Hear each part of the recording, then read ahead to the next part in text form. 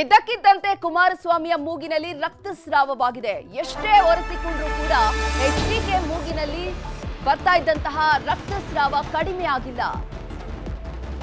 ಮೂಗಿನಲ್ಲಿ ರಕ್ತಸ್ರಾವ ಆದಂತಹ ಹಿನ್ನೆಲೆ ಜಯನಗರದ ಅಪೋಲೋ ಆಸ್ಪತ್ರೆಗೆ ಕುಮಾರಸ್ವಾಮಿಯನ್ನ ದಾಖಲು ಮಾಡಲಾಗಿದೆ. ಸಭೆಯಲ್ಲಿ ಪಾಲ್ಗೊಂಡಿದ್ರು, ಮೈಸೂರಿಗೆ ಭೇಟಿಯನ್ನ ನೀಡಿ ಪತ್ರಿಕಾಗೋಷ್ಠಿಯನ್ನ ಕೂಡ ನಡೆಸಿದ್ರು. ಮೂಡಾ ಪ್ರಕರಣಕ್ಕೆ ಸಂಬಂಧಪಟ್ಟಂತೆ ಸಾಕಷ್ಟು ಹೇಳಿಕೆಯನ್ನ ಕೂಡ ನೀಡಿದ್ರು. ಅದಾದ ನಂತರ ಸಭೆಯನ್ನ ಮಾಡ್ತಾ ಇದ್ರು. ಅಂತಹ ಸಂದರ್ಭದಲ್ಲಿ ಮೂಗಿನಲ್ಲಿ ರಕ್ತಸ್ರಾವ ಕಾಣಿಸಿಕೊಂಡಿದೆ. ಅದರಿಂದ ಇಲ್ಲಿ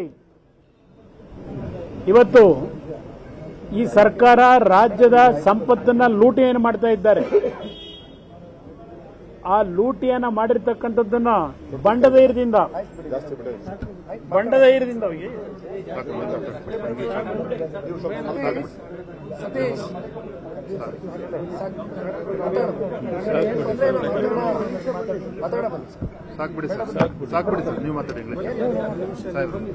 ಈಗಾಗಲೇ ತಂದೆಯವರು ಪತ್ರಿಕಾಗೋಷ್ಠಿ ನಡೆಸಬೇಕಾದಂಥ ಸಂದರ್ಭದಲ್ಲಿ ಒಂದು ಸ್ವಲ್ಪ ಇದ್ದಕ್ಕಿದ್ದಂತೆ ಮೂಗಿಂದ ಒಂದು ಸ್ವಲ್ಪ ರಕ್ತ ಬಂದಿದ್ದನ್ನು ತಾವೆಲ್ಲ ಗಮನಿಸಿರ್ತೀರಿ.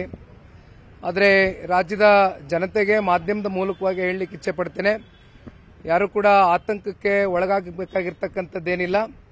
ಈಗಾಗಲೇ ಅಪೋಲೋ ಆಸ್ಪತ್ರೆಯಲ್ಲಿ ನಿರಂತರವಾಗಿ ತಂದೆಯವರು ಪ್ರತಿ ತಿಂಗಳು ಕೂಡ ಒಂದೂವರೆ ತಿಂಗಳಿಗೊಮ್ಮೆ ಬಂದು ಹೆಲ್ತ್ ಚೆಕಪ್ ರುಟೀನ್ ಆಗಿ ಮಾಡಿಸ್ಕೊಳ್ತಕ್ಕಂಥದ್ದು ರೆಗ್ಯುಲರ್ ಆಗಿ ನಡೀತಾ ಇದೆ. ಆದರೆ ಇತ್ತೀಚಿನ ದಿನಗಳಲ್ಲಿ ಒಂದು ಸ್ವಲ್ಪ ಕೆಲಸದ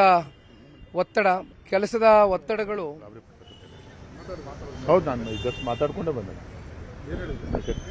ಯಾಕಂದ್ರೆ ತಕ್ಷಣ ಅವರು ಪಾಪ ತಂದೆಯವರು ಕೂಡ ಆತಂಕ ಪಡ್ಕೊಂಡ್ರು. ಸೀದಾ ಬೇಗ ಹೋಗಿ ಭೇಟಿ ಮಾಡ್ಕೊಂಡ್ ಬಂದೆ ಅಂತೇಳಿ ಆಗ ಬಂದೆ. ನಾನು ಆರಾಮಾಗಿದ್ದಾರೆ, ಏನು ಗಾಬರಿ ಆಗ್ತಕ್ಕಂಥದ್ದೇನಿಲ್ಲ.